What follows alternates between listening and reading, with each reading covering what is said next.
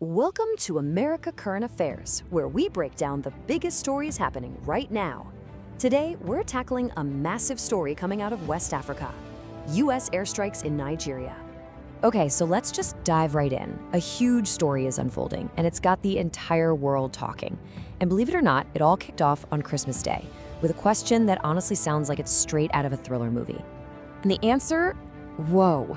It's dramatic, and it has absolutely kicked off a massive international debate. So while a lot of people were celebrating the holiday, the United States launched this huge military operation. We're talking airstrikes on over 70 suspected Islamic State locations. This was not a small operation, you guys. This was a major move, ordered by President Donald Trump himself, targeting suspected terrorists. So the big questions are, why now? And of all places, why Nigeria? Let's take a look at the official story coming out of Washington. Because, how this whole thing is being explained is almost as important as what actually happened. And here it is, straight from the top. President Trump framed these strikes as a direct response to attacks on Christians. Now listen to the language here. This wasn't just some dry military statement. The words he used, viciously killing, and the specific focus on innocent Christians, that's powerful stuff. It was clearly designed to paint this as a mission to stop religious persecution. But is that the whole story? Well, this is where it gets really interesting, because that framing of the crisis is very specific. The Nigerian government, they see it differently. They're saying, hold on, this is way more complicated. They argue that the violence affects people of all faiths, Muslims included. And this, right here, this is the core of the whole debate. You've got two governments looking at the exact same crisis, but telling two very different stories about it.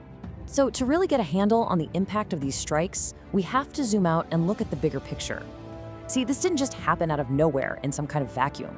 The truth is, Nigeria was already in the middle of an absolutely enormous tragedy. Just look at that number, 1.2 million people. To put that in perspective, that's more than the entire population of a city like Dallas, Texas. We're talking about families forced to abandon their homes, their farms, their entire lives. This is a massive humanitarian crisis that was already boiling over long before these strikes happened. And if you want to see just how quickly things spiraled, this chart tells the whole story. I mean, just look at it. You can literally see the number of people fleeing for their lives just skyrocket in the last few months of 2025. The situation was getting worse, and it was getting worse fast. This timeline here really breaks it down for us. The violence just kept spreading, forcing hundreds of thousands from their homes in just a couple of months. Things got so bad, you guys, that the Nigerian government had to declare a nationwide state of emergency.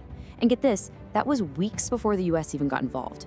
And we're not just talking about one or two isolated spots. This map really drives it home. The crisis has spread all across the country, from the central states right up to the northwest, which is where the airstrikes happened.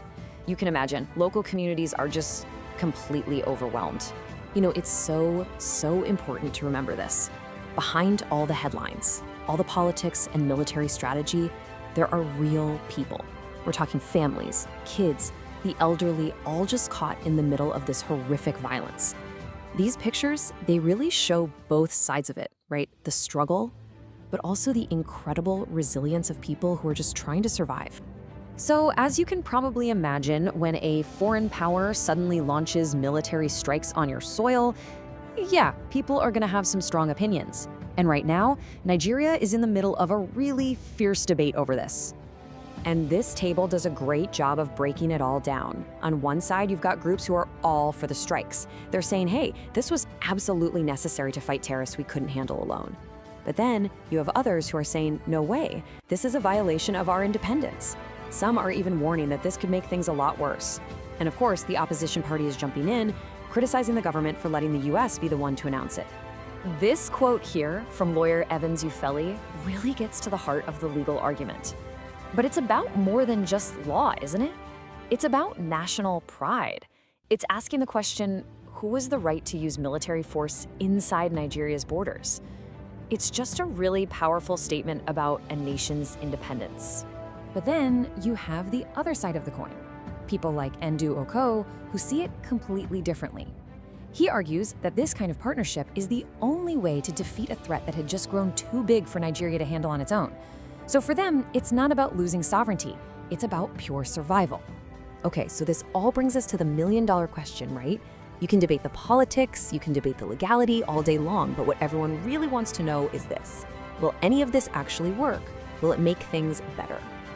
So, is this the magic bullet? Are these airstrikes going to solve the problem? Well, according to security experts, the answer to that is, it's complicated. Like, really complicated. Here's why. Most experts think these airstrikes are kind of like trying to fix a leaky dam with a tiny piece of tape. They hit the most obvious part of the problem, sure, but these terrorist groups are huge. We're talking 2,000 to 3,000 fighters, and they can find new recruits pretty easily. Plus, and this is a huge point, the violence isn't just about terrorism. It's got much deeper roots, like long-standing conflicts over land and water. So there's a real danger these strikes will just scatter the fighters into neighboring countries, which would just spread the problem around instead of actually solving it. And understanding something like this is absolutely key. This farmer-herder conflict, it's been going on for years, and it's a massive source of violence all on its own. It really shows you why that simple narrative of "we're just here protecting Christians" doesn't even begin to capture the whole picture. These are complicated, local fights for survival that get all tangled up with the bigger terrorist threat. And all of this leaves us with one final, giant question. When one country steps into another country's crisis, where do you draw the line between helping and harming? There's just no easy answer to that, and you can bet the whole world will be watching to see how this plays out. Thanks for tuning into America Current Affairs. Don't forget to subscribe for more deep dives into the stories that really matter.